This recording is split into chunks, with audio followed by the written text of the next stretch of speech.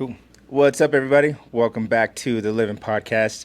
We have another very special guest here today. This guy is huge in the mortgage broking game, real estate game, however you want to phrase it, helping dozens and dozens of people get into their new homes, first homes, and helping change lives. So we're going to dive into a lot today. So it's free game we're spitting out. So without further ado, you got my boy Travis over here. What's going on? Happy to be here. Yeah, how you doing, man? Living the dream. Living the dream. I think that's like the widest answer I can give, but living the dream. I love it. So yeah, man, I don't want to waste any time, so I want to kind of just hop right into it. So especially in today's day and age, real estate is just a huge topic of discussion. It's crazy. And so before you even got into all of this, like, how'd you even want to start, and what even drew you into this industry? So, I was in hospitality forever. I mean, it was all I knew. So I graduated college, and I, like everybody else, I had no idea what the hell I was going to do. Right. So I got in hospitality just because, what else, right? Yeah. And it was cool as a kid, right, in your 20s, because you're traveling and you're partying, you're drinking. But then you start to have a family, and life slows down a little bit while that industry is still so fast. Right. So it was funny when our firstborn was born. Caitlin and I actually went out one night, just had a dinner, and we're like, this sucks. And we sat down and we kind of just looked at all the options. And, my degree's general business, which is pretty useless, truth be told. Yeah. And so it's like, well, I don't want to sell insurance. I don't want to be that guy. Right. My dad was in home building. Okay. And so it's kind of in my blood in a way. I'm not a blue-collar guy, so that didn't work for me. And I didn't want to be the realtor, right? Like, I didn't want to be the guy that's driving all over the place, opening doors, and just that wasn't for me either. Right. So what I found was the mortgage side of it, because it's a little more of a puzzle. It's a little more numbers. It's just, I get to be a little more behind the scenes and hidden and like a solution finder. Right. And we talked about it, and it was like a light bulb for both of us. It was like, yeah, that's great. Yeah. I got really lucky. I paired up, I learned underneath a big producer and a great guy here in town, a guy named Nick Barta, awesome guy. Okay. Taught me a ton. And I think it was 2023. I was like, it's the worst market in history. Yeah. Time to sink or swim. Right.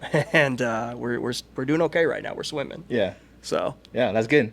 So just for audience, for people who, may not understand, can you just kind of simplify, biggest thing between real estate agent, mortgage broker, and then, kind of how, the process goes between, the connection of you guys? So if you've ever bought a home, the real estate agent is the one you see. Right. That's the person that, shows you the house, opens the doors, does the tours, all of that. They're the one, they get the fun job. Right. Honestly.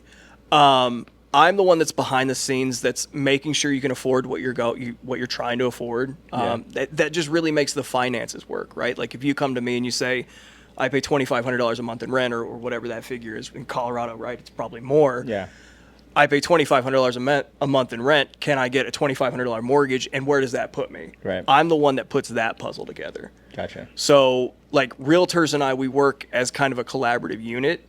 It's just that, I'm more behind the scenes and they're a little more in your face. So if you've never bought a home, that's the gist of it. Right. I'm the guy that you're going to call me on the phone and we're going to talk and text and email, and we could go through this whole process and you have no idea what I look like. Oh, wow. Damn. So, yeah. Till closing table. Yeah, okay. And there's oh, hey, it's me. Yeah, I got you. You're that guy. All right. Right, yeah. So, all right, so first starting out into all this, were there any surprises starting out? Because obviously you start something out and you're not aware because you're not seasoned yet like you are now. But I think the biggest thing was how much sales is involved, right? And that was something I didn't expect, and I still don't really love it. Truth be told, right? It's just that's not me. Right. Because I would rather educate, and I'd rather you make an informed decision and just be transparent and straight. There's a lot of snakes in this industry, which sucks. Yeah.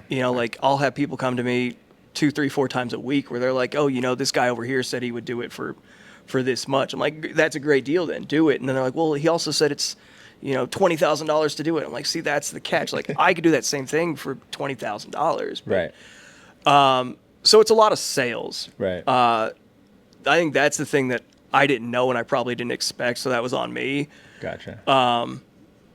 But yeah, I think and it's still a learning curve. Yeah. Would you say that was like the hardest lesson you had to learn 100%. starting out? 100%. I mean, like, there's a lot of guidelines and there's a lot of red tape and stuff like that, which is meant to protect people, which is great. So like that's hard, but like guidelines are just kind of guidelines, and you try your best to learn as many as you can. But it's the sales part that's just so hard because, like I said, it's snaky, right? Like you think of any sales industry, and there's going to be people that are just genuinely not great people that are doing this, right? And that's who I compete against every day. I got you. So what's the sales part of it? Because people are coming to you, like they need you to help them get there. People come to me because they need me, right? Because again, most people don't just have $500,000-$600,000 in cash in the bank. Right. The average house in Denver, I think it's still $635,000. Sheesh. So most people don't have that, so they need me. But the problem is, there's 100 of me. Gotcha. So like you go talk to 5 different realtors and say, hey, I need a mortgage broker. Every single one is going to give you 5 different names. And so by the time you get to me, like if you go to a realtor I don't know, right, they're going to say, well, yeah, it's cool, but like I got this guy over here, go talk to him. Right. And if that guy's not honest, that's what I'm competing against. So that's where the sales part comes in, and with the realtors. Right. Because like I just got to be upfront with them. Like I'm not to be egotistical, right? But I'm better at this than most people. Yeah. So here's why you should use me. Yeah. So that's where the sales part comes in. I got you. And I think, just being a straight up honest guy, like I know you are, it's just like, hey, this is what it is. And sometimes it's a fault. I mean, it really is. Like sometimes it's a detriment, like you're straightforward to somebody and then somebody else is like, no, like they can't be that good. So then they think you're full of shit. Oh, it's like, it's too good to be true. Yeah. Damn. So it's a double-edged sword. Yeah. So how much pressure is it on the person to like do their own research and like outside of like what's the mortgage broker is telling them and whatnot? Like, I think it's a case by case. Yeah. I think a lot of people have really straightforward scenarios, right? Like you got an easy job, you got money, and it's easy. And if that's the case, go talk to 100 people, right? Take the best deal. It doesn't matter. Yeah. Because like if you're a black and white scenario, it truly doesn't matter. Whoever's going to give you the best experience and the best deal, that's what you should do. Right. And I'll tell that to everybody.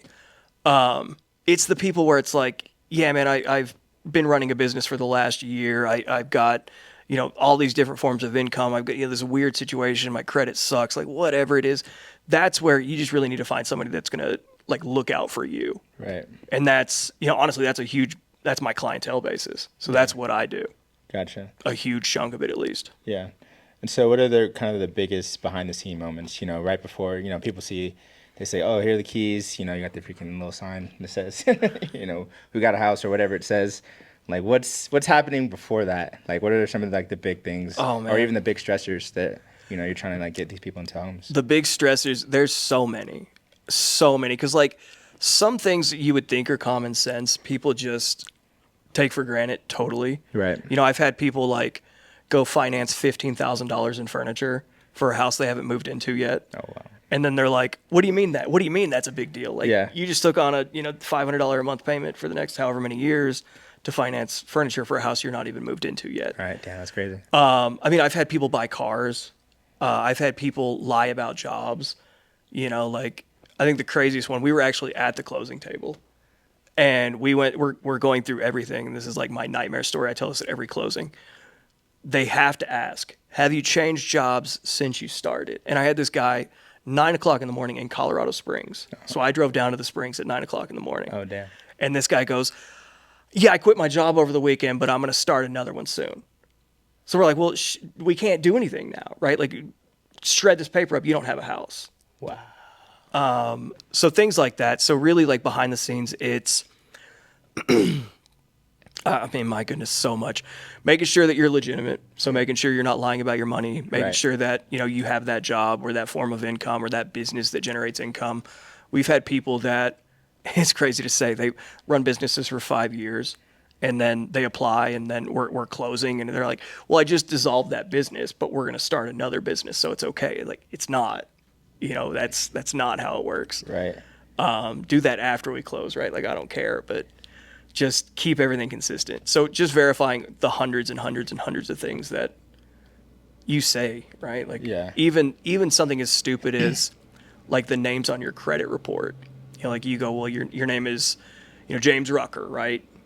But somewhere down the line, somebody missed the S on your name when they're filling out a credit card application Right. for you. So now you're James Rucker. Yeah. So I have to look at that and just be like, okay, yeah, that's not. Of course, he's not trying to be a terrorist or anything. Right. That's an honest mistake. Gotcha. So things like that, there's a lot to it. Jeez. So are those kind of like the biggest mistakes that your clients can make, like when it comes to like trying to get a home? I think the biggest mistake, honest to goodness, is just thinking they can't do it. Because that's what we hear so much. I mean, if you were to go jump on the TV right now, turn on the news, within an hour, you're going to see doom and gloom about buying a home. So that's the biggest mistake, really. It's just everybody thinking it's so out of reach, it can't happen, the housing market's going to crash, like all of those things. That's the biggest mistake. Yeah. Because there's like a saying, right? Like, time in the market is better than timing the market, because you'll never time the market. It just won't happen. Right. Like, even if you go back to the pandemic, interest rates are really low, but people are paying $100,000, $150,000, $200,000 more than the house is worth. Right. So is that better than having, actually paying what the house is listed at a higher rate? So that's just the biggest thing that we combat, is just the education piece. And everybody's going to be different, right? Like, maybe Yeah. it isn't the best time for you to buy a home, but let's at least look at it. Let's figure that out. Right. And so, yeah, the big thing I think and I think in life in general, people are like, oh, I'm waiting for the right time, I'm waiting for the right moment. But like, truly, what is the right time, quote unquote? There's never a right time. I mean, Yeah. honestly, and that's like with everything, right? Like, if I had Yeah. waited to have kids until the right time, I wouldn't have kids. Yeah. Because you'll always find something. Like, that's the best part about the human experience, is there's always something else you're going to chase. Yeah. If you're a motivated person, at least, right? Yeah. Like, I don't want to have kids until I hit this goal, right? And well, then I hit this goal. Well, now I want to go after this next goal. It's the same thing with buying a house, right? Like, I want to wait until I get that promotion. I want to wait until I've got 20% in the bank. Blah blah blah blah blah. Then and when is the killer of motivation. Yeah. Like, drop it. If you want to do something, do it. I got you. Yeah. So when people are, I want to buy a house. So then, what things are like kind of like the generic things that should people like kind of have in place and like ready to at least discuss or talk about or like realize? I think that's the thing, is don't overthink it. Just come talk to me, because I at least once a week I have a conversation. I had a conversation today actually where somebody said, nobody asked me what I wanted my monthly payment to be. I'm the third person they talk to. Nobody's ever asked her that. Oh, wow. And that's a crazy thing to me. People think you have to have a great credit score. You don't. People think you have to have a ton of money down. Like, I had a guy today, we were just talking about this. He closed, he got a check back at closing. He got into a house, and it was his deposit, admittedly, but he got into a house for $1,000 out of pocket. All in, all done, all said, washed. He's in a brand new house. $420,000 home down in the Springs, $1,000 out of pocket. Wow. So that's the thing, right? Like, if you think that that's something you want to do at some point in the future, even if it's not me, it should be me. Don't get me wrong. Yeah, but yeah. even if it's not me, talk to somebody in the industry that's a professional, so that way they could say, yeah, you can do it now, or Right. you're 6 months out, or a year out, or when do you want to do it? And that's when you can do it. Okay. So kind of like piggybacking on that, what would you say are like also some other like big myths and misconceptions about like, wanting to buy a home or the housing market, or like, oh, it's not the right time, or like things like that? I think the housing market's the big one, right? Because Yeah. I hear this, and this is like all the love in the world to the moms and dads out there. Yeah. But like, just shut up, right? Because every mom and dad, they're always like, the houses are too expensive, the housing market's going to crash. Like, if we woke up tomorrow, right? We already said, and you could like verify this. I'm pretty sure I'm spot on. The median home price in Denver is like $635. Okay. So if we woke up tomorrow and there was a 4-bedroom, 3-bath house in Denver that wasn't like a trap house at $300,000, like, people are going to be beating down the door to get in there. And I think that's why we need to get rid of that misconception, I should say, that the housing market's going to crash because there are so many people waiting for that. Even if there was a 10% drop in house prices, Right. like it would be a bloodbath in the streets. And that's the thing we just need to do away with. If it's the right time for you, do it. If it's not, that's fine. But if it is, like if you look at the finances and you look at everything, don't be scared. Just go do it. Right. And you simply think it comes down to just people aren't educated? I think people aren't educated. You know, like I said, there's so much fear around what we do. Right. Right? Because it's like you can't log on Facebook. You can't get on the news. You can't go on Instagram. You can't do anything without seeing, after some period of time, something about the housing industry. Right. And that's what makes it really hard is like we have to contend against that all day long, every day. Right. So, yeah. Okay. So then, all right, so it's like, all right, this guy gets into a house with $1,000, which is crazy, you know, your credit doesn't matter, whatever the situation is. Are there situations where you have to have those conversations where like either like, hey, I don't think you're ready to like hop into this world yet, or I don't think you're ready to buy? Mm-hmm. And if so, like what are those conversations like? And You know, the thing that I think people get embarrassed, right, when you're having those conversations. I think it ends up being like a mom and dad a little bit, and that's not ever the intention. Yeah. But people get embarrassed, like, you know, just be honest. And if your credit sucks and you do need down payment assistance and you don't have money saved up, and like that's cool. Like I'm not going to judge you. I've seen it all. right. And that's the thing is we're just going to have that conversation. I'm going to tell you what you need to work on or where you're at. You know, I think the bigger thing is people get so discouraged, right? Like it's because we all want to get that, you know, the McMansion. Yeah. You know, and like, brother, start at the townhouse, start at the condo. That, you know, nobody's gonna care. Like you think, like I had a guy and he was like, well, I'm buying a house because I want to make my ex-girlfriend jealous. She left me. This is an honest to God true story. Oh my gosh. He goes, I want to buy a house because I want my ex to be jealous. She never owned a home. We never owned a home together.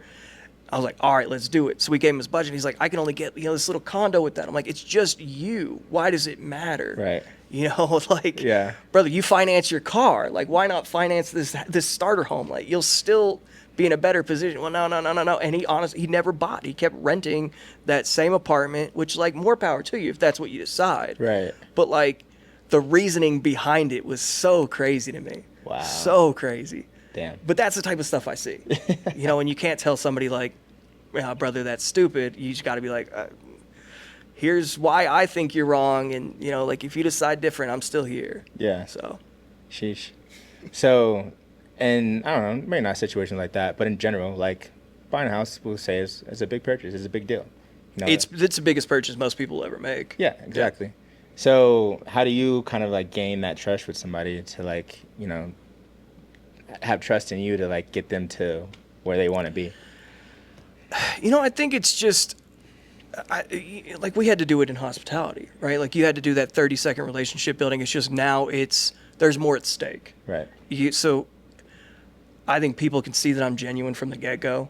You know, I've sat down with people that, you know, Sunday, 2:00 in the afternoon, and I've looked at, you know, my sheet and a competitor's, and I've told people straight up, like, that's a better deal. You should go do that. Right.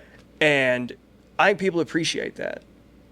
And if I'm going to give you a better deal, I'm going to let you know it. Right? I'm going to scream that shit from the rooftops. Yeah. But if you're getting a better deal somewhere else, I'm going to let you know. And I think because I'm so genuine, because I'm so like straightforward, people just buy into that. Right. You know, because I do like a lot of the times I'll be the second or third person that somebody's talked to. Hey, I found you online. Hey, I saw your Facebook post. Hey, this, that, and the third. You know, do you have a minute? Yeah. And so people see right away, like, I'll look at it, and if you've already got a great deal, I'm not going to waste your time, right? Like, don't apply. Don't send me this stuff. Like, if that works for you, then that's a hell of a deal. Go do it. Right.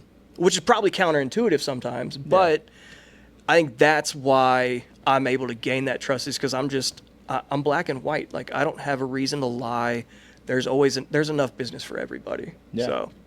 No, that's solid. So maybe not for you specifically, but maybe, you know, you've seen other people in your industry. How do people deal with kind of the rejection of things like, oh, I'm going to go this way, or like, I'm good, which you're also, it's your livelihood that depends on, these people as well. So it's like that balance of rejection, maybe ego a little bit, and knowing that like, hey, I still have to make a living. So like, how is like all that navigated from like your experiences or what you've seen? I I think it's kind of like any other industry. It just depends on the personality. Like I've certainly had deals that I've lost that like kept me up at night. Like Yeah. I lost sleep about. Um, and there's been deals I've lost where I'm like, good for them. So I mean, I've talked to people where, like they'll kick and scream like toddlers about it. Yeah. Because I work, and first of all, I work underneath the umbrella of a really large company. So there's tons and tons and tons of us there. Right. And, we all talk all the time. And it's funny because people say, like you'll, like these motherfuckers, they're going to go over here for $200 in savings. I can't believe it. And it's like, $200 in savings. Like, do you want to give them $200? No. Okay, then shut up. Like, just be an adult. Right. So it just depends on the personality because it is our livelihood, right? Losing, you never want to lose. Right. I think, especially if you're in a sales-based role, you're a competitor. Yeah. And you never ever want to lose regardless. But it's kind of like you learn humility when you're growing up and you lose with grace. Yeah. So that's how I approach it. Not everybody does. So that's a case by case basis. That's a case by case basis. Yeah. And I hate to even ask this question, but like, and I'm not talking about you specifically, but like, how do people balance like doing their job and like morality in a sense? Because like you said, especially in the sales based and it's commission, I need to make money.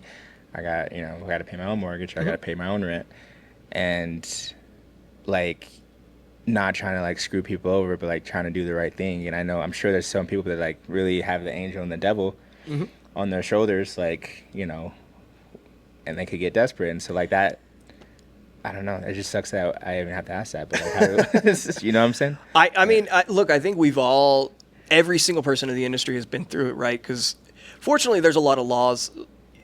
Like I can't say, hey man, like I'll do this at whatever the percentage is, and then you go, okay, and I was like, never mind, I'll actually do it at more. So there's laws that protect people from that. So the morality piece of it is huge, because you got to hunt like you're hungry. Like every deal is important, and if you lose too many deals, you starve, right? Like that. I got a family to feed. I gotta close deals, Right? Because I don't have anybody paying. I don't have anybody paying me if I'm not closing. Yeah. And so, like the morality, I think, comes from a place of genuinely wanting to do good, which I think a lot of us do. I think it's a positive thing in the industry where we do want to do really well, and we get into this because we care about people. Right. And I think those are the people that do really well. Yeah. Like if you look at people who've been doing this for 20 years and make a ton of money, they're not doing this like, hell yeah, I can go afford a second house now, and my vacation home is funded, and Yeah. it's, hey, look, here's how many families I helped, here's how many people I helped. Right. So I think genuinely, like if you look around, the people that are doing it for really selfish reasons more than anything, like if you close your eyes and you think about your why, if all you see is dollar signs, I think those are the people that aren't successful long term. Yeah. And there's a lot of people that really, really, truly do have like the best interest, even if it's not their clients, right? Like I'm gonna build out this really big team of people, and I've got their best interest at heart. Right. So what that means is like we have to run a legitimate business, and we can't take advantage of people, or like nobody's gonna trust this team. Yeah. So they're not gonna eat.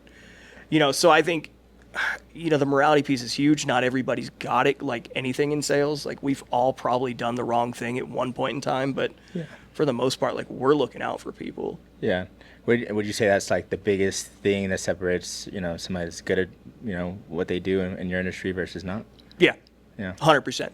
Like I said, I think that, the guy I trained under, he does, like TikTok videos, and he's an older dude, so it's funny trying to watch him like get on TikTok. I love it. Love him, but but you watch those videos, and it's always from like such a genuine place. Right.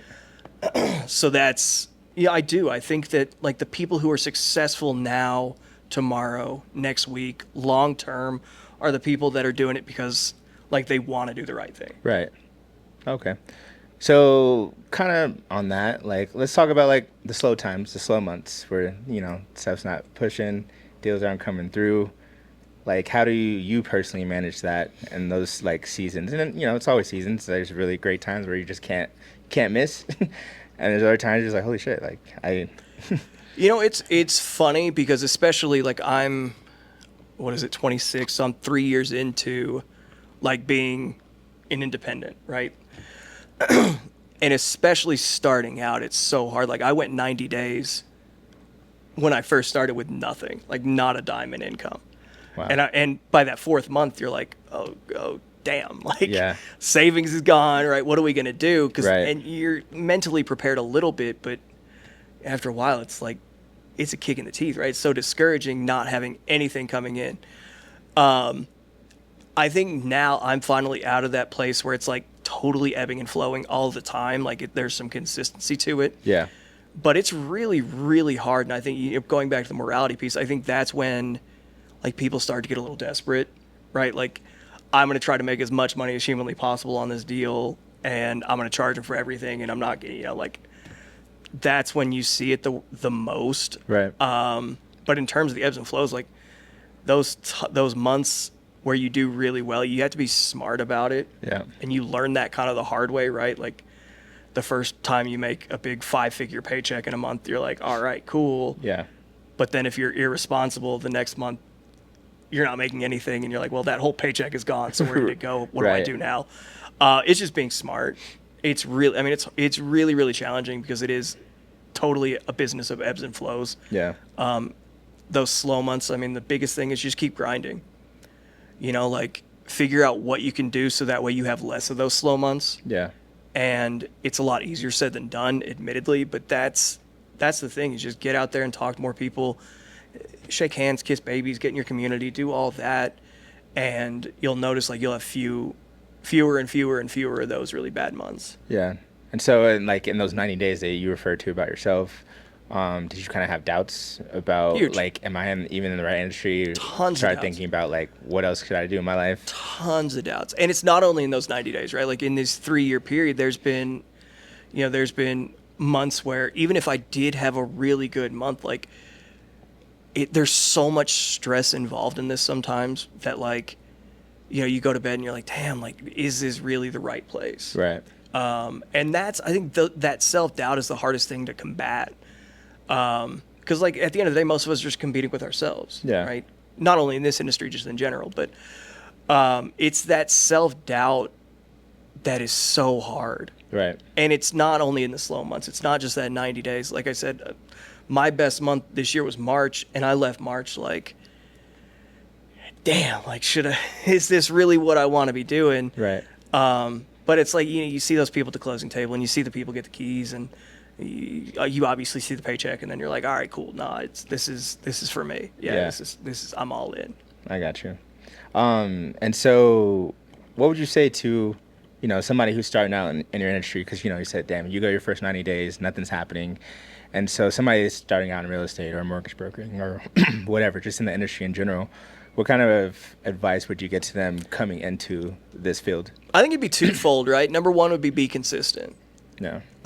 It's not going to seem like it, especially right away, but the small activities pay off over time, right? Like those cold calls to things that everybody in sales absolutely hates to do, like cold calls. It sucks, but it sucks even more not having money in your bank account. And you'll cold call for like 2-3 weeks and you'll see nothing. And then it's like, you'll have a week where it's just a total gold mine. Right. So it's consistency. I think that's huge. And then I think the second thing would be balance. Like I'm really, really bad about turning off, because it's like I can work from my phone. Right. So like I used to wake up at 6 and the first thing I would do would be like check my email. Right. And like somebody would call me at 10 o'clock at night, like I'm going to leave and I'm going to go take this phone call. Yeah. And like I got kids, I got a wife, and there would be days where like Caitlin would be like, you just need to get away from me right now because you've been on your phone all day long. You've been on your computer. I'm pissed at you. Get away. Right. So turning off, learning that I think is honestly done more for me, maybe not professionally, but like emotionally in the business. Right. Like I I wake up every day at 5 a.m. now, Yeah. and I don't look at my email until 8. You know, those first 3 hours a day, that's me. Right. You know, like I'm going to go to the gym because I'm going to start my day with something hard. Like I'm going to take my kids to school. I'm going to have breakfast, right? And then at 8 o'clock, we'll start putting out fires. Right. If you call me before 8, you know what? I'm going to send you the same generic text. Hey, I'll call you back later. Yeah. And then the same thing, like my kids, we start our bedtime routine every night at 7:30. So at 7:30, like I'm not answering the phone. I'll send you a text at 8:30 when they're in bed. Right. But I'm not going to peel away from this Right. to go, you know, have this conversation. Yeah. Most people respect it if there's like genuinely a huge fire and I see my phone ring from the same person like 5, 6, 7, 8 times. Like, okay, like, does it need to be right now? I'll have that conversation. But those would be the two biggest things, like consistency and then just balance. Okay. No, that's huge. And I'm happy you said that because, you are a dad, and you are a husband. And so you have other roles outside of, the home roles, which is even more important. Mm-hmm. So how did that look like when you first started to like now? I mean, I know you kind of just touched on like kind of the routines of the family life now, but how was it when you first started? I think it was really, really hard. So when I first started, we only had the one kid, first of all. Right. So Yeah. he was like 6 months old when I got into the industry. Yeah. And I think even just getting into the industry, like the career switch, which is not what you asked, right? But just having that career switch, because the first 6 months of his life, like coming from hospitality, like I didn't even know what the hell he looked like, because I'm gone all the time. Like Right. I would leave before he woke up and I Yeah. would get back and he'd be in bed. So that was hard. So when I started, we only had one kid, and like all you're trying to do, kind of like anything else that you're all in, Yeah. you're trying to make a name for yourself. And like I was married to that phone. Like if somebody called me, I'd be like, I'd drop the kid and go pick up the phone. So it caused a lot of turmoil because it's like you have to prioritize, but at the same time, like if I don't get this, are they going to go somewhere else? Right. And that's the mindset. Like being so new, it's hard to balance that. Right. When I went solo, we had just had our second kid, and like every call was a 911, every email was a 911, and Caitlin used to get pissed. Caitlin's my wife. Yeah. Caitlin would get pissed. Like I would be driving and the phone would go off and I'd be, like responding to text. Yeah. She's like, if you're driving and you're responding to text with the kids in the car, like I'm going to kick your ass. Right. And still now, like I'll do the voice text and she's like giving me the side eye. Like it's a compromise we've reached, but it's so that was the hardest thing initially, was like just being so damn nonstop. Right. So nonstop because you feel like you have to. Yeah. And especially when you're starting out, like everything is important. Yeah. And you kind of forget that like you're doing this for what's most important. Yeah. So, that was the most challenging thing. Okay. So in those moments where you're like, you're doing too much, let's call it that, how do you reel yourself back? And are you good at like even recognizing it? Or do you need like, the wife to tell you or call you out? I think now I'm better at it. Like I think now I'm a lot better at it. Like if I get a call Saturday at noon, I'm going to answer that call, but I'm going to be really, okay, like this has been a 20-minute phone call now. Like I probably don't need to have this phone call right. Saturday at noon, or we need to just like, we need to dial it in. We need to finish this up. Like what's the point? Like, why are you actually calling? Like, let's get to the root of this and solve it. So I think I'm a lot better now. Yeah. I think because I had such a strong presence, like as a spouse, as a partner, she kicked my ass, which is great because you need that sometimes. Right. And she didn't hold back. Like if she was frustrated, she would be like, look here, like you need to hear this. And I did. And I really, really did need to hear that sometimes. Like if I'm working an 80-hour week, like, is that beneficial to anybody? Right. Like, is the money fine? Sure. But like, I'm not just an ATM. I'm more than that. Like I need to be a presence over just being present. Right. So yeah, like now I'm a lot better at it. I'm sure if you asked her, she would say, I still need to work on it, and I probably do, but I've gotten a lot better. Yeah.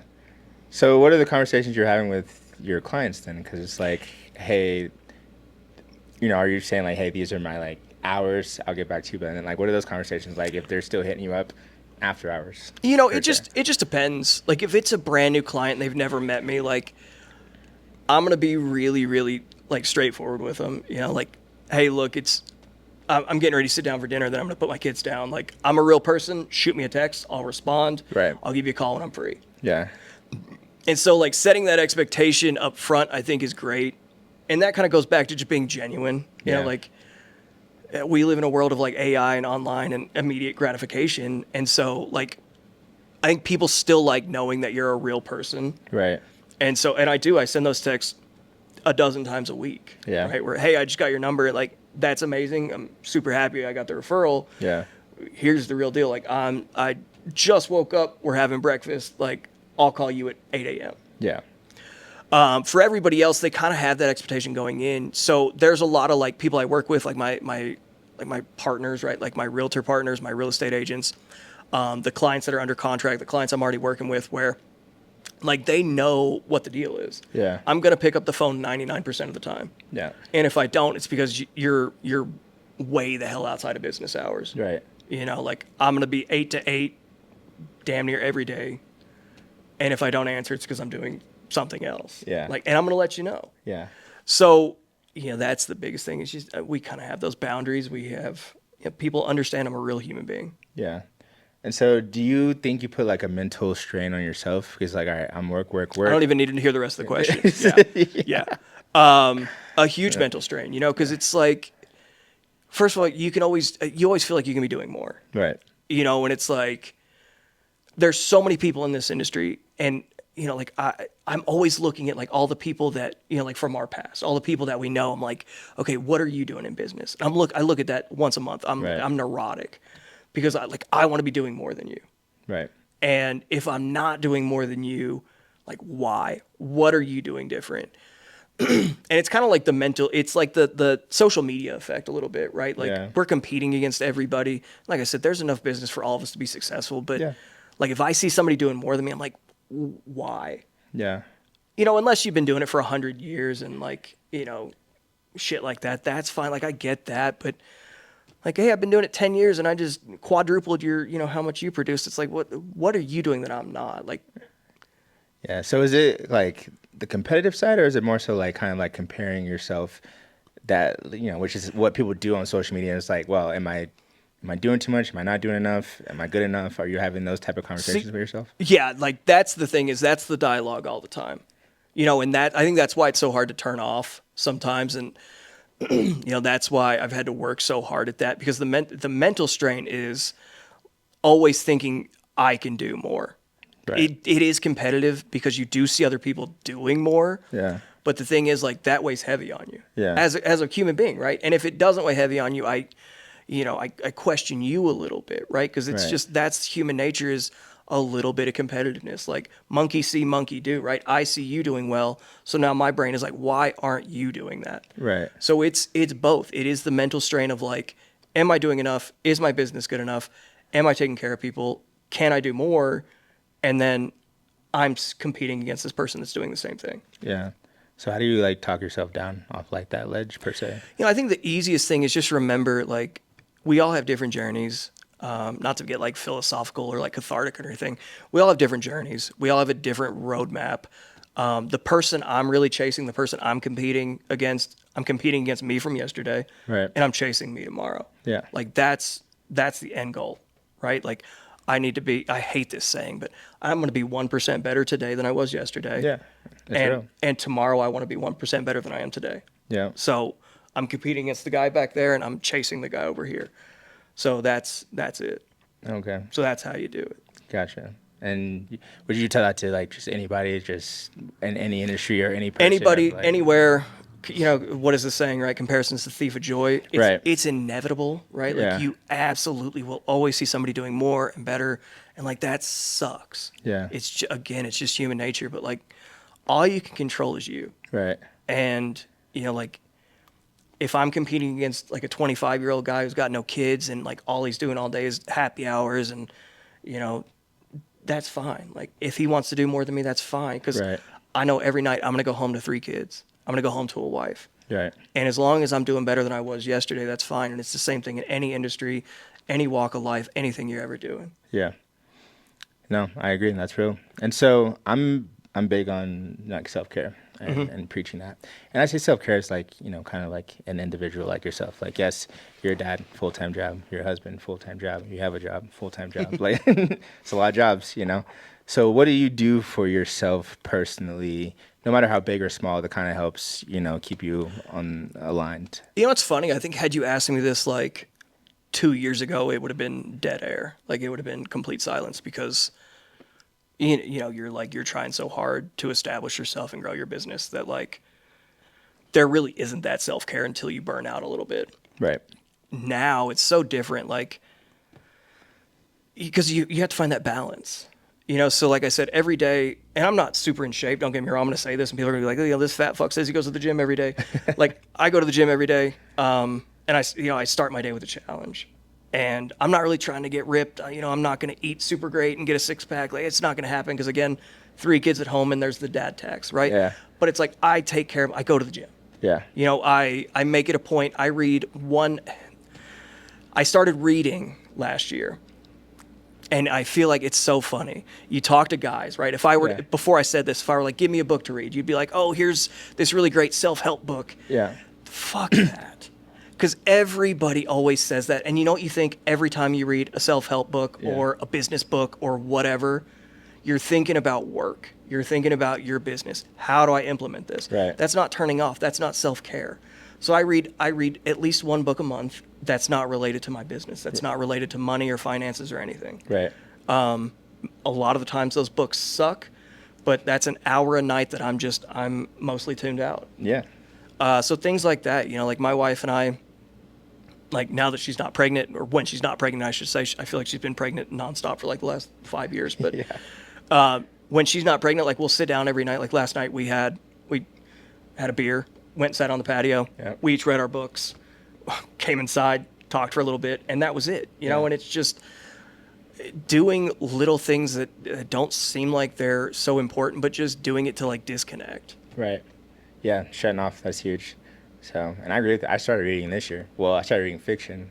I was one of those guys reading like self-help and realized I was like, man, that shit is well, like I said, it's funny. Like if on. you were to go take a poll of, you could go anywhere right now, ask 50 dudes and be like, hey, give me a good book to read. Everybody's gonna be like, oh, the Art of Not Giving a Fuck, or like, The Alchemist, or like, just it's something, man. Yeah. And it's just like, I get it, but I do, and I still love to read those. But the thing is, like, if I'm reading and I want to disconnect, I want to disconnect. Right, hop into a whole different world. Exactly. Yeah.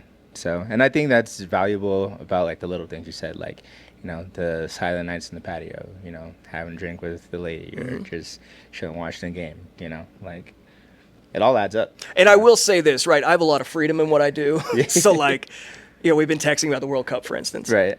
In my office every day, I have the TV on the World Cup. Yeah. And it's like, if I get a call, I just mute it, and it's cool. Like, but that's the freedom I have, and it probably more so than I should be, like disconnecting during a work day. Right. So that's cool. Sports helps. Yeah. Oh yeah, it always is. So you've been a dad, and happy Father's Day again. Thank you. So you being a dad in your position, taking care of a family, growing a business, growing a life, what would you say to like other men out there, who are trying to do the same, or even struggling to kind of like stay afloat? Because there's always, any man knows there's just this invisible, unknown pressure that nobody talks about, and especially when in that position of fatherhood and being a husband and providing. So what would you say to just men in general that are trying to do the same thing? That's a loaded question. I think the hardest thing is, like, especially like millennials, right?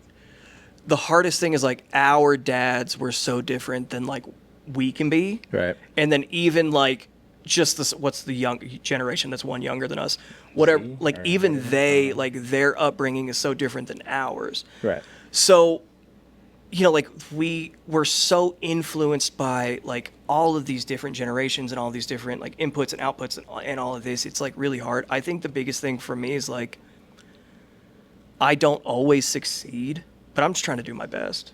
I want to raise people that are just like good people and, watch them develop and grow and become human beings that hopefully have a great input on the world. And,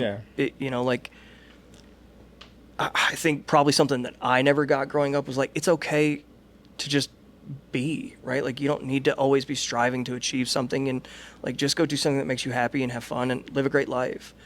Like, just letting your kids be kids and just have fun.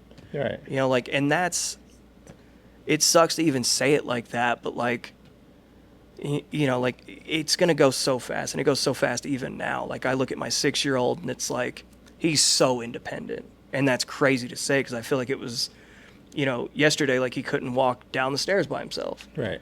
So it's just like, to any dad out there, anybody who's going to be a dad or wants to be a dad, just first of all, like, slow down.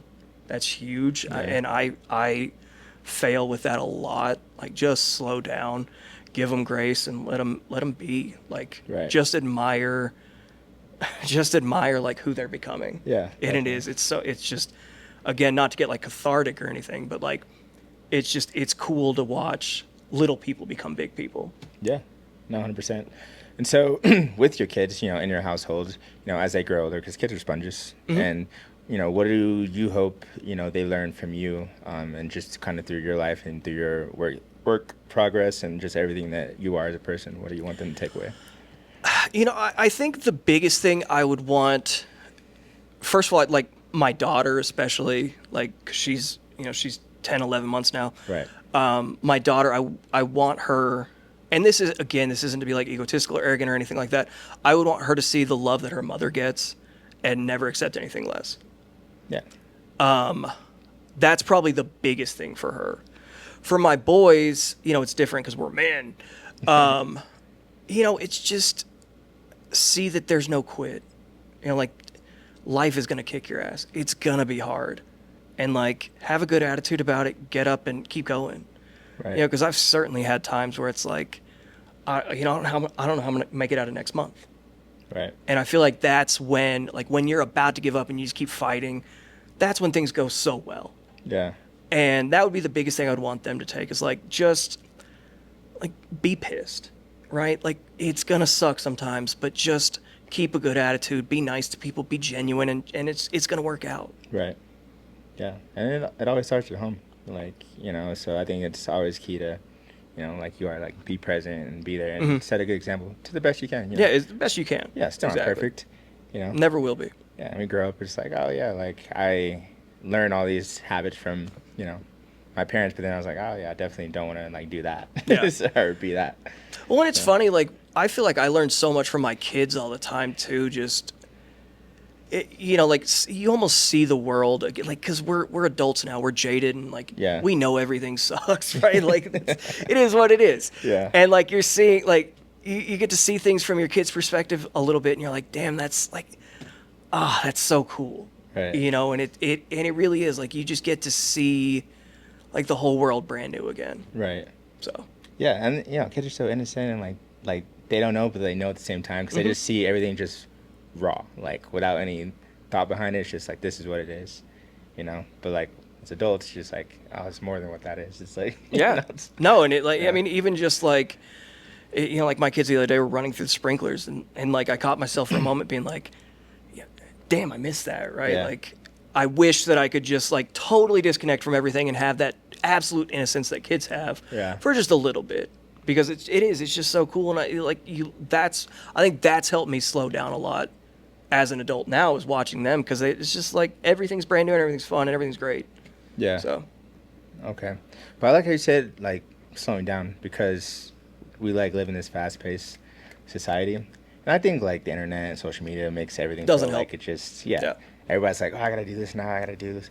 So what would you tell people, just in general, with, wherever they're at in their life, who, either need to slow down, or maybe they're, like, stuck and feeling like they're running out of time, or just, like, they're just at a crossroads and not sure how to maneuver or how to get out of the mud or which direction to go? I think that's, again, we don't all have the same shared experience and all that, but I think I've never met somebody who was totally down and out that was experiencing burnout. Never in my life. Right. And I used to hate the saying like burnout is a privilege, right? But it is. Burnout really truly is like it's an absolute privilege. And I see people get burnt out like every day.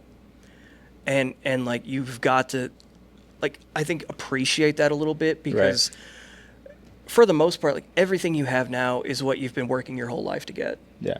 And like we as a society, we suck. We're so bad at like stopping to appreciate it. And slowing down, it's not easy, but like I said, just every once in a while, like let the burnout take you, like let it hit you. Right. Feel down, feel defeated, feel like everything sucks, because then like first of all, that comeback's going to be twice as good as anything else ever was. Yeah, definitely. But it'll help you like see. It's like, damn, I've got everything I've ever worked for to this point. Like it's gotten me here. Right. And like I could tell you for sure, like when there were times I slept in my car, right, when I was a kid, like I never felt burnt out sleeping in the car. I can tell you that much. I can tell you that much for damn certain. Right. Right. Like when I was working 2-3 jobs, I didn't feel burnt out because it's like that's what I had to do. Right. So now I look at it, I'm like I'm burnt out, but look around me. Yeah. And like it's so hard to slow down and appreciate that. But I think it's especially when you're feeling that burnout, like that's the best time to do it. Right. Because there's so much that we all have to appreciate. Yeah, no, 100%. So yeah, well said. So I got a couple final questions for you. I want to be respectful of your time. But before I get into those final questions, I do want to acknowledge you for a second. And we've known each other for over 10 years now. I was going to say 10 years, yeah. Which is crazy. And so I've seen the man that, you've grown up to be and matured into and, become the husband, become the dad, and, you're changing people's lives. You're like literally, giving people, keys to their own city. And I think that's a beautiful thing. But also doing it with grace, humbleness, and genuineness in the world that today doesn't allow that. Yeah, exactly. People are getting scammed here left and right, and it's just hard for people to trust. And so that the fact that people can come to you with, big life goals and trust you to help them get there, I think is huge and says a lot about like who you are as a person, as a man. And you've been such a great example, even for me, and I know for others as well. So I just appreciate and acknowledge you for all that, man. Well, thank you. Yeah, it means a lot. Of course, brother. So next question is called the 3 truths. So I stole this from one of my favorite podcasters, Lewis House. And so in a hypothetical world, you can live as long as you want, 120, 150, whatever. Okay. And in this world, you get to accomplish and do everything you want to do. You get to, be the biggest broker in the world. You can start other businesses. You're on the cover of Forbes magazine. You have all the houses. You get to own the Lakers. Who knows? Like the Chargers, whatever you want. I might finally bring him a championship. There we go. Yeah. But yeah, so on your final day, whenever that is, we have none of that to remember you by. It all goes with you. But the only thing we do have to remember you by are 3 truths that you write down on a piece of paper of what you believe to be true about life. So what would your 3 truths be? Oh, man, that's deep. 3 truths. And this is for everybody. Like everybody in the world, they read it. It's kind of universal. Yeah, just how you view life and just in 3, it could be 3 words, 3 sayings, 3 points, whatever. I think things work out how you think they do. So if you think things are going poorly, it's going to go poor. If you think things are going well, it's going to go well. So however you view things, however you view yourself, your situation, that's what it's going to be. That would be number 1. Number 2, I think you should always leave more than you take. And that may not be a truth, right? But I think that is one of the most important things. Like, always give more than you receive. Right. And life will kind of reward you for doing that. Yeah. Not that that's why you should do it, but that's, yeah, how it works. And then number 3, I think we all kind of fundamentally have got the same, in a roundabout way, the same opportunities. Like we all have to come from nothing and we'll return to nothing eventually, but we gotta, every single thing that we have in life outside of a few, select few, you have to earn. You have to work for it. You have to get it. Yeah. And if you don't want it, you're never going to have it. Wow. So that's powerful. So, and the final question I have for you is, in this season of your life right now, what does living mean to you?